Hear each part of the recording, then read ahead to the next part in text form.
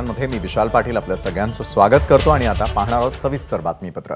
उपमुख्यमंत्री देवेंद्र फडणवीस आज गडचिरोलीमध्ये प्रचार करतायत। आलपल्लीमधून त्यांच्याशी बातचीत केलेली आहे रोमित तोंबरलावार यांनी। आता वेग आलेला आहे।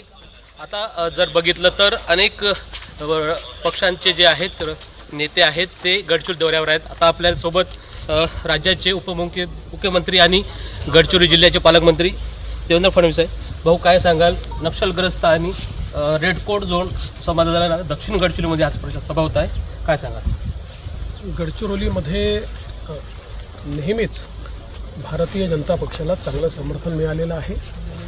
आता आमची महायुती आहे, महायुतीला या ठिकाणी जनसमर्थन मिळणारच आहे। विशेषतः जे काही प्रधानमंत्री मोदीजींनी गेल्या 10 वर्षात विकास केला आहे त्याच्यामुळे लोकांचं एक मोठं आकर्षण मोदीजींच्या बाजूने आपल्याला पाहायला मिळतं आहे। परवा चंद्रपूरची सभा असेल, काल नागपूरची सभा असेल, रामटेकची, इथे खूप मोठ्या प्रमाणात लोक आलेले आपल्याला पाहायला मिळाले। गडचिरोलीमध्ये देखील गेल्या 10 वर्षामध्ये मोठ्या प्रमाणात विकासाचा प्रयत्न आम्ही केला आहे।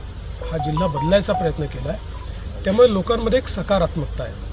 याला जरी नक्षलग्रस्त जिल्हा म्हटलं असलं तरी आता हळूहळू तो टॅग याचा निघून जातो आहे। आज इथे उद्योग येत आहेत, इथे शैक्षणिक संस्था येत आहेत, इथे मेडिकल कॉलेज येत आहे, इथे एअरपोर्ट करण्याचा आमचा प्रयत्न आहे। त्यामुळे आणि समृद्धी महामार्गाची कनेक्टिव्हिटी देखील आता आम्ही गडचिरोलीपर्यंत आणतो। त्यामुळे कनेक्टेड अशा प्रकारचा जिल्हा या ठिकाणी होणार आहे। रेल्वेचं काम या ठिकाणी चालू झालेलं आहे। लोकांचा खूप आशीर्वाद हा आम्हाला मिळेल, मला विश्वास आहे। नरेंद्र मोदी गडचिरोलीच्या सभेवर होते, त्यावेळेस त्यांनी वक्तव्य केलं की आता गडचिरोलीचा चेहरा जो आहे तो बदलणार आहे। नक्षलवाद संपून आता गडचिरोली जिल्हा हा इंडस्ट्रियल हब होणार आहे। भविष्यात याचं कसं चित्र असणार आहे, काय सांगाल?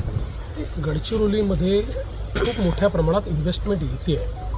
ऑलरेडी मागच्या काळात आम्ही प्रयत्न केला, त्यातनं इंडस्ट्री उभी राहिली। आता इंडस्ट्रीचं क्लस्टर वाढत आहे, प्रोसेसिंग युनिट्स या ठिकाणी येत आहेत। लाखो तरुणांच्या हाताला काम मिळेल अशा प्रकारची एक इकोसिस्टीम ही गडचिरोलीमध्ये आम्ही तयार करतो आहे। आणि ही तयार करत असताना कुठेही आदिवासींच्या जमिनी असतील किंवा जंगल असेल किंवा आस्थेच्या जागा असतील, याला कुठेही त्या ठिकाणी स्पर्श न करता, त्याच्यावर कुठलाही आघात न करता सर्वसमावेशक विकास हा करण्याचा आमचा प्रयत्न आहे। कसं चित्र असेल विदर्भातलं गडचिरोली सगळं कसं पुढं असणार आहे, काय नेमकं चित्र आपल्याला बघायला मिळणार आहे? विदर्भामध्ये जनता मोदीजींच्या मागे 10 जागा, पूर्ण 10 जागा विदर्भातल्या आम्ही जिंकू।